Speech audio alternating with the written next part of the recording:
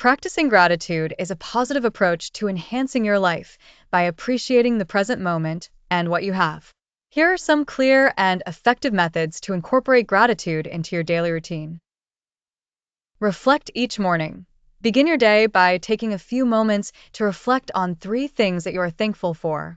It could be as simple as the warmth of your morning coffee, the comfort of your bed, or a supportive friend. This sets a positive tone for the day. Write a gratitude journal. Dedicate a notebook to jot down things you are grateful for each day. By consciously listing these moments, you train your mind to look for positivity and satisfaction throughout the day. Express gratitude to others. Make it a habit to say thank you more often. Whether it's in person or through a message, expressing thanks can improve your relationships and spread positivity to both the giver and the receiver. Mindful appreciation. Take a moment to appreciate your surroundings. It could be a blooming flower, a beautiful sunset, or a child's laughter. Recognizing the beauty in everyday life can enhance your sense of gratitude. Practice gratitude meditation.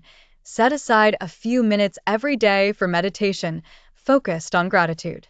Close your eyes, take deep breaths, and bring your attention to the things you appreciate in your life.